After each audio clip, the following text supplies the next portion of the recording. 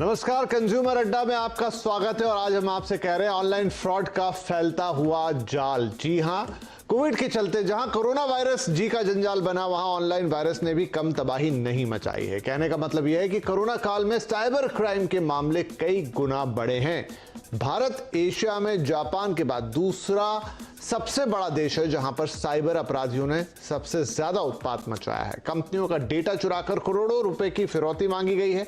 ढेर सारा संवेदनशील डेटा लीक भी किया गया है और जाहिर सी बात है कि इसका सीधा असर आप और हम पर भी पड़ता है। तो क्या आने वाले वक्त में चोरी डकैती इसी तरह से होगी, और हां तो इससे निपटने के लिए क्या तैयारी होनी चाहिए? क्या सिर्फ स्ट्रॉन्ग पासवर्ड से ही काम चलेगा या आगे भी कुछ करना होगा? तो आज इसी पर चर्चा करेंगे, जिसमें हमारे साथ शामिल हो रहे हैं साइबर एक्सपर्ट जितेंद्र जैन साहब, साइबर सिक्योरिटी सॉल्यूशन देने वाली कंपनी साइबर के सीईओ बीनू अरोड़ा, और साइबर लॉ एक्सपर्ट और साथ में साइबर एडवोकेट आशुतोष श्रीवास्तव। आप सभी का बहुत बहुत स्वागत है। तो जितेंद्र साहब, आपसे हम शुरुआत करते हैं। रिपोर्ट है आईबीएम की कि यहाँ पर जो रैंसमवेयर है उसका बड़ा प्रयोग किया गया, कंपनियों का डेटा लिया गया, फिरौती ली गई।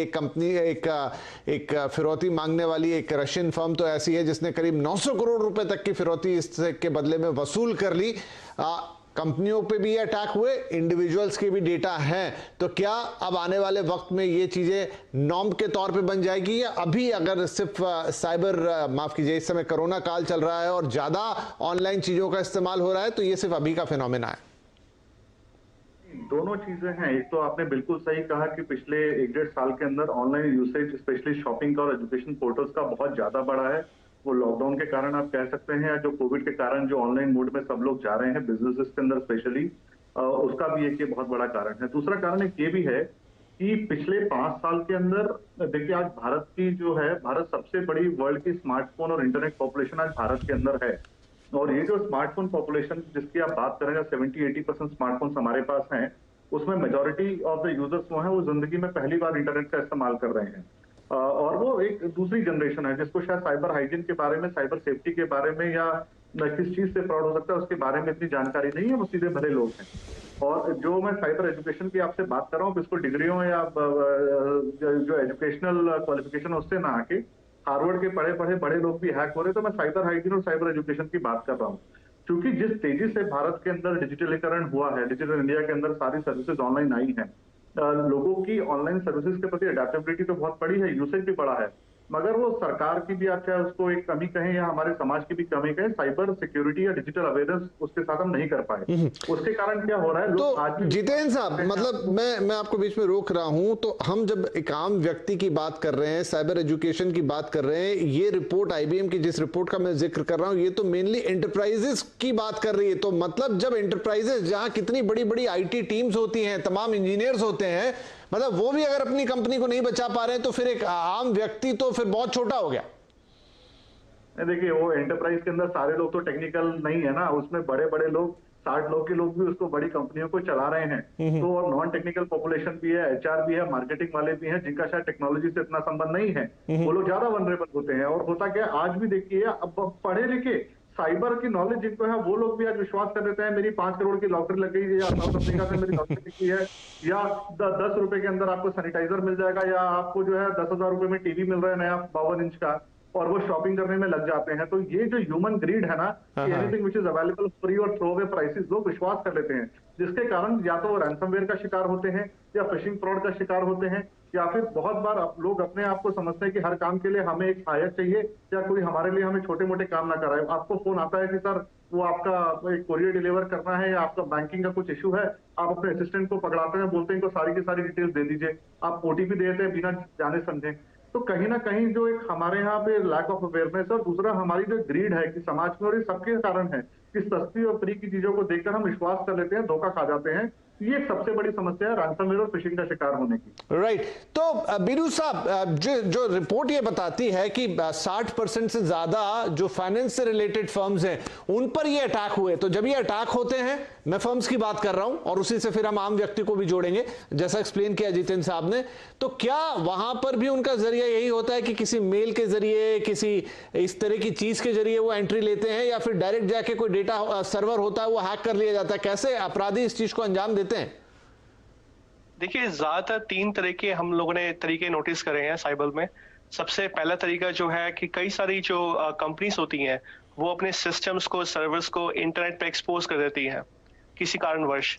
और जो साइबर क्रिमिनल्स उस पे लगातार कोशिश करते रहते हैं उनके सिस्टम्स को पेनिट्रेट करने के लिए या उनको हैक करने के लिए। सो पहला तरीका हमने ये देखा है। सेकंड चीज़ जो हम लोग बहुत कॉमन देखते हैं, वो है फिशिंग अटैक्स। हालांकि फिशिंग अटैक्स 20 साल से ज्यादा पॉपुलर रहे हैं और आज भी 80% से ज्यादा अटैक्स जो होते हैं वो फिशिंग अटैक्स ही हो रहे हैं। और साइबर क्रिमिनल्स फिशिंग अटैक्स का अलग अलग तरीके से यूज करते हैं, जैसे स्पीयर फिशिंग अटैक्स, बहुत सारे अलग तरीके के फिशिंग अटैक्स होते हैं जिसके थ्रू वो कंपनीज को हैक कर पाते हैं। तीसरी चीज जो आपने ऑब्जर्व करी है वो है जो आपके पास सॉफ्टवेयर्स हैं जो आप यूज करते हैं इंटरनेट के ऊपर, चाहे आपका वेब सर्विस है, चाहे डेटाबेस सर्विस है, या जो भी आप सॉफ्टवेयर यूज करते हैं, हैकर्स लगातार उनको भी एक्सप्लॉइट कर रहे हैं, उनका भी उन पे लगातार अटैक कर रहे हैं ताकि उसको कॉम्प्रोमाइज कर सके। मैं एक बात जरूर बताना चाहूंगा कि पिछले 1 साल में हम लोगों की रिसर्च ये बताती है कि करीबन 1500 कंपनीज हैक हुई हैं रैंसमवेयर अटैक्स की वजह से। मगर एक चीज जो बहुत इंपॉर्टेंट है हाईलाइट करने की, कि इंडिया पहली बार उन टॉप 10 कंट्रीज के अंदर एंटर हुआ है, उस लिस्ट के अंदर एंटर हुआ है जो लगातार रैंसमवेयर अटैक्स फेस कर रहे हैं। अगर हम देखें वेस्टर्न कंट्रीज के अंदर, तो वहां पे जो रैंसमवेयर पेमेंट्स का जो एक पैटर्न देखा गया है, वो पिछले 2 क्वार्टर्स में लगातार गिरावट देख रहे हैं हम लोग, जबकि एशिया के अंदर हम उसमें बढ़ोतरी देख रहे हैं कि लोग रैंसम पे कर रहे हैं। और ये पैटर्न एग्जैक्टली पहले वेस्टर्न कंट्रीज ही हम लोगों ने ऑब्जर्व किया था। होता यह है कि जब ओवर टाइम लोगों में एक अवेयरनेस आ जाती है कि ये रैंसमवेयर अटैक्स या ये साइबर अटैक्स कम नहीं होने वाले, तो वो अपनी साइबर हाइजीन या अपनी पॉलिसीज को और इंप्रूव करना शुरू कर देते हैं। जी, तो मतलब कंपनी हो या इंडिविजुअल हो, आपको अपने साइबर हाइजीन और पॉलिसीज को जिस भी लेवल पे आप इंप्रूव करना होगा। आशुतोष जी, जैसा बता रहे बीनू साहब भी कि हमारे यहाँ अटैक बढ़े हैं, रिपोर्ट भी कहती है कि जापान के बाद हम नंबर 2 हैं। इंडिया से इतना रैंसम ले लिया गया, अलग अलग सेक्टर्स से ले लिया गया, लेकिन ये खबरें बाहर क्यों नहीं आती? क्या कंपनियां खुद छुपा जाती हैं? ये भी रीजन हो सकता है। देखिए, जो डेटा जो आईबीएम ने दिया है उसके हिसाब से तो पूरे वर्ल्ड का जो सबसे ज्यादा साइबर अटैक्स है, अराउंड 7%, वो इंडिया में है। और इंडिया में देखेंगे तो जो 60% जो मामला है वो फाइनेंस से रिलेटेड है, इंश्योरेंस और बैंकिंग रिलेटेड है, और बाकी जो 40% है वो रैंसमवेयर है। तो रैंसमवेयर का मतलब है कि जो क्रिमिनल्स हैं, साइबर क्रिमिनल्स अगर उनको बोले, तो वो बहुत सारे डेटा जो है वो लेते हैं कंपनीज के, इंडिविजुअल्स के, और उस डेटा को वो बताते हुए कि हम इसको जो है पब्लिक डोमेन पे लेके जाएंगे, और इस तरह से वो जो है एक तरह से एक्सटॉर्शन करते हैं। तो ये एक्सटॉर्शन बढ़ता जा रहा है। ऑब्वियसली ये ब्लैकमेल जैसा है, तो बहुत सारे जो लोग हैं जो इससे परेशान होंगे, हो सकता है वो सच्चाई सामने नहीं लाना चाहते होंगे कि कहीं उनके कुछ सर्टेन फैक्ट्स, प्राइवेसी या कुछ ऐसे इंफॉर्मेशन जो है पब्लिक डोमेन पे ना जाए, या ड्यूरिंग इन्वेस्टिगेशन जो है। देखिए, हमें इन्वेस्टिगेशन जो होता है उसको भी काफी बेहतर और कॉन्फिडेंशियल बनाने की जरूरत है इसके अंदर। जैसे कल भी हमने देखा कि आईटी एक्ट में भी कुछ अमेंडमेंट जो हमने लाया है, जो आईटी एक्ट रूल्स बनाए गए हैं 2021 के, मुझे लगता है इससे भी काफी फर्क आएगा, क्योंकि जो हमारा पहले जो लॉ था वो 2000 का बना हुआ आईटी एक्ट है, जो काफी अब पुराना हो गया और काफी जो है एडवांसमेंट हो गया, टेक्नोलॉजी काफी आगे चली गई। और जो हमारे जो साइबर क्रिमिनल्स हैं, उनका जो माइंडसेट है, जो हैकर्स हैं, उन्होंने जो है नई नई टेक्निक्स का इस्तेमाल करना शुरू कर दिया। तो कहीं ना कहीं उनको काउंटर करने के लिए हमें भी अपने सिस्टम्स को अपग्रेड तो करना ही होगा, और जितनी भी कंपनीज हैं उनको भी जो है, जो हम लोग बोलते हैं कॉन्फिडेंशियल कंप्यूटिंग सिस्टम को जो है लाना पड़ेगा, जो कि जो है थोड़ा इंक्रिप्टेड होता है, और उसके अंदर जो हैकर्स अगर चाहे तो मतलब इंफॉर्मेशन के अंदर वो डिटेल, मतलब वो अंदर नहीं जा सकता, उसके इंफॉर्मेशन को वो निकाल नहीं सकता।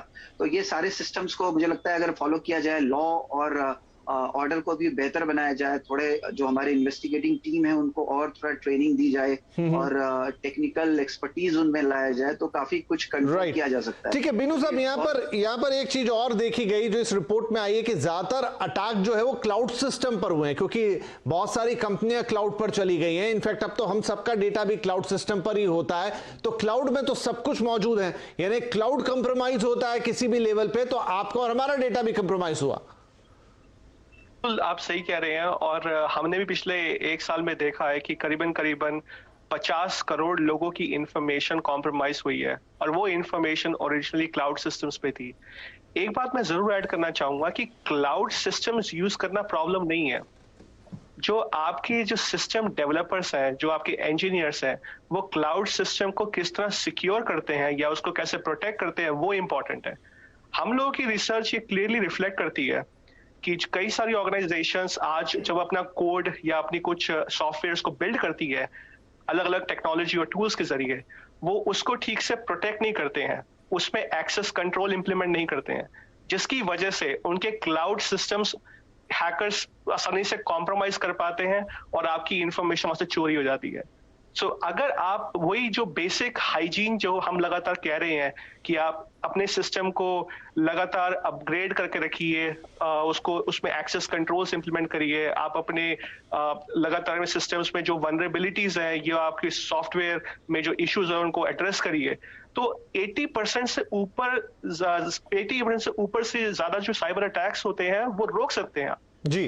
तो और जितेंद्र साहब, यहां पर एक थोड़ी सी विडंबना यह है कि चलिए मैं अपना हाइजीन अच्छा रख लूं, लेकिन अगर मेरा डेटा अमेजॉन से या किसी भी कंपनी से, आजकल तो आप बहुत सारी कंपनियों पर अपना सारा डेटा, अपने कार्ड्स को नोट करके रखते हैं, इवन आपका पासवर्ड भी वहां पर रहता है और तमाम चीजें रहती हैं, आपका पता रहता है, सब कुछ रहता है, और उनके सर्वर हैक होते हैं तो डेटा आपका लीक होता है। अब इसमें आपका तो सीधा कोई कंट्रोल ही नहीं है। नहीं, ये बात तो सही है। जैसा अभी मेरे मित्र बता रहे थे कि क्लाउड में तो देखिए पूरी दुनिया जा रही है, डेटा सेंटर्स क्लाउड का जमाना है और 90% मेजर सर्विस प्रोवाइडर्स है वो ईमेल के हैं, जो ऑनलाइन शॉपिंग पोर्टल्स के हो, बैंक तो सब क्लाउड में है। तो कई बार क्लाउड को ढंग से कॉन्फ़िगर ना करना, क्लाउड वनरेबल होना, मिसकॉन्फ़िगर कर देना, या फिर कई बार क्या होता है कि सब कुछ सिक्योर है फिर भी कोई इंटरनल सैबोटाज या हैक हुआ और अंदर जो आपके कई बार पासवर्ड थे वो भी प्लेन टेक्स्ट में थे, कोई MD5 हैश या SHA-1 या कोई भी तरह का इंक्रिप्शन या हैश नहीं था। तो वो एक समस्या है जिसको लेकर आजकल ज्यादातर अवेयरनेस आ रही है कि आपको डेटा को कम से कम जो पर्सनल डेटा है, पर्सनल आइडेंटिफायर डेटा वाले जो चीजें हैं उसको आपको इंक्रिप्ट रखना है, जो फाइनेंशियल ट्रांजैक्शन के डिटेल है उसको आपको इंक्रिप्ट रखना है। मगर समस्या ये कि देखिए इस चीज से ही निपटने के लिए जो डेटा प्राइवेसी बिल आ रहा है उसके अंदर इस चीज का ये प्रावधान है कि कोई भी कंपनी जिसने आपका डेटा लिया है वो जिम्मेदार है आपके डेटा के लिए। वो जानबूझकर किसी को बेच दे, गलती से वो चोरी हो जाए डेटा या उनकी गलती के कारण हैक हो जाए, हर केस के अंदर उनके ऊपर आप मुकदमा कर सकते हो और उनके ऊपर पेनल्टी भी लगाई जाएगी up to I think 5% of their turnover. तो वो इस चीज को, इस समस्या से निपटने के लिए जो नया डेटा प्राइवेसी बिल आ रहा है उसमें लेकर इसको समाधान मतलब प्रावधान है, और मुझे लगता है कि वो एक हद तक इन कंपनियों को मजबूर करेगा कि वो साइबर सुरक्षा के अंदर, साइबर सिक्योरिटी के अंदर इन्वेस्टमेंट करें। आज के डेट में जो ज्यादातर साइबर सिक्योरिटी के अंदर इन्वेस्टमेंट है जो छोटी कंपनियों की या मिड लेवल कंपनीज की, वो खाली कंप्लायंस करने के लिए है। आप बैंकों का हाल देखिए, जो कोऑपरेटिव बैंक है, छोटे बैंक है, वो चूंकि आरबीआई का डंडा चल रहा है, वो हर 3 महीने में रिपोर्ट मांगते हैं साइबर सिक्योरिटी की गाइडलाइन की, और सिर्फ मात्र उसको कंप्लाई कराने के लिए वो खर्चा करना चाहते हैं, मगर उनके दिल में सुरक्षा को लेकर कोई ज्यादा चिंता है नहीं। ये छोटे बैंकों की मैं बात कर रहा हूँ, उनको लगता है ये एडिशनल बर्डन है, लायबिलिटी है और ये वेस्टेज ऑफ मनी है। नहीं, और दूसरा मुझे ये भी लगता है, दूसरा मैं आशुतोष जी से पूछता हूं कि आशुतोष जी, क्या कंपनियों का लालच भी होता है? क्यों आपको उनको आपका जो नंबर है क्रेडिट कार्ड का वो अपने यहाँ सिक्योर करना है? क्यों आपसे कहते हैं कि फॉर फास्टर ट्रांजैक्शन आप स्टोर करके रखिए, मैं हर बार डालूंगा, मुझे याद है अपना नंबर, मेरा कार्ड मेरे पास है? क्यों? उनका भी लालच है ना कि उन्हें वो डेटा चाहिए। जी बिल्कुल। इस तरीके से देखिए क्या है कि दोनों ही तरफ है। जब इतना क्राइम बढ़ता जा रहा है, इतनी एक्सपर्टीज आती जा रही है, और ये जो पैंडेमिक होने की वजह से जैसा हम देखें तो 2020 में खासकर मई, जून, जुलाई इन महीनों में तो सबसे ज्यादा जो क्लाउड बेस्ड कंपनीज हैं वो फ्लोरिश हुई। और ये देखिए एक रिक्वायरमेंट भी है कंपनीज की, क्योंकि वो पूरा ओल्डन टेक्निक्स से तो नहीं चलेंगे, उनको भी तो नए टेक्नोलॉजीज को लेना पड़ेगा, क्योंकि कस्टमर बेस्ड है, लोगों को भी फैसिलिटीज चाहिए, सब कुछ चाहिए। और मुझे लगता है कंपनीज को भी जो है एक्स्ट्रा प्रॉफिट के चक्कर में जो है वो बहुत सारे लैप्सेस जो वो अगर फॉलो कर रहे हैं या उसको कंट्रोल नहीं कर रहे हैं, तो उनको कहीं ना कहीं वो देखना होगा कि अगर मेरी कंपनी का वेबसाइट है, कोई भी इजिली उसके अंदर पे कर रहा है और एक्सेस कर रहा है, तो ऑब्वियसली जिस तरह से मुझे इजी वे में पेमेंट्स आ रहे हैं, उसी तरीके से रिस्क फैक्टर भी मेरे कंपनी का बढ़ रहा है।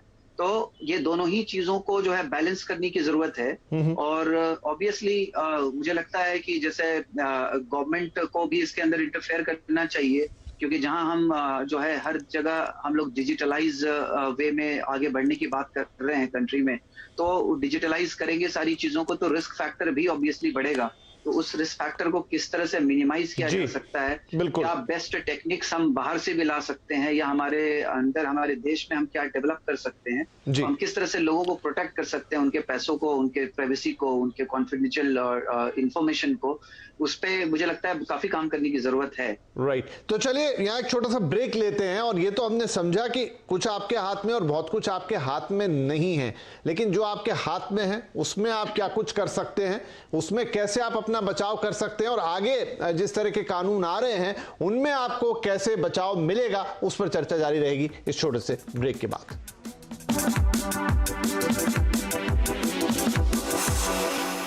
Welcome back. कंज्यूमर अड्डा में बात हो रही है कि किस तरीके से ऑनलाइन फ्रॉड का जाल जो है वो फैलता जा रहा है। आईबीएम की रिपोर्ट के मुताबिक भारत नंबर 2 देश है पूरे एशिया में जहां पर ये अटैक्स हुए और लगातार बढ़ रहे हैं जापान के बाद। तो अब ये है कि आप क्या कर सकते हैं। जतिन जैन साहब, फिलहाल जब तक कुछ नए लॉज आते हैं वो तमाम लंबी चीजें, लेकिन एंड यूजर अपने एंड पे क्या कर सकता है? क्या सिर्फ एक पासवर्ड चेंज करना इतना ही उसके हाथ में है, स्ट्रॉन्ग पासवर्ड बनाना?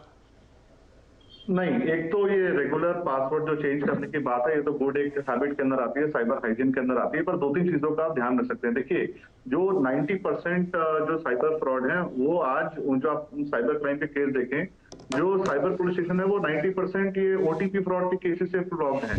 अगर आप मात्र इतना इंश्योर कर दें कि ये जो ओटीपीज हैं ये आप किसी को ना दें, किसी भी हाल के अंदर ना दें, तो 90% फाइनेंशियल फ्रॉड और मान लीजिए अकाउंट टेक ओवर की जो ये स्कीमें चल रही हैं ये आप उनसे बच जाएंगे। दूसरा, आई थिंक बैंकों को भी सोचना चाहिए, और हर सुबह शाम हम लिखा भी हमने आरबीआई को, सुबह शाम आपको मैसेज आता है कि 5000 rupees debited from your account, credited in your account. कहाँ किसी गांव दराज के अंदर किसी को भाषा समझ में आ रही है? आप साधारण मैसेज भेज दें कि 5000 rupees have been added to your account और विल बी डिडक्टेड, तो सामने वाले को, बंदे को पता चलेगा कि वो पैसे दे रहा है कि ले रहा है। और देखिए, जो OLX के फ्रॉड हैं, जो शॉपिंग के फ्रॉड है, ज्यादातर जो लोग फोन करके बोलते हैं कि आपको 10,000 रुपए देने हैं, ओटीपी कंफर्म कीजिए, वो बेचारा आदमी सोचता है कि मैं पैसा मेरे पास आ रहा है, ओटीपी देता है और पैसा चले जाता है QR कोड स्कैन करके।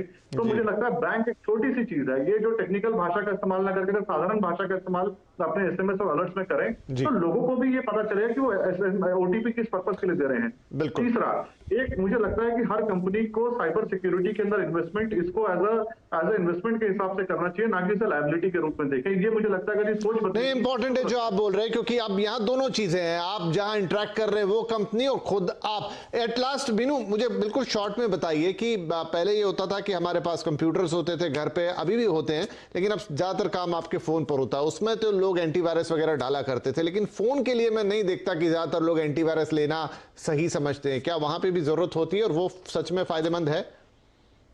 देखिए, ज्यादातर जो 95% से ऊपर जो मार्केट है वो जनरली आपके एप्पल के फोन्स या iOS या ऑपरेटिंग सिस्टम यूज करते हैं, और आपका जो गूगल का एंड्रॉयड है।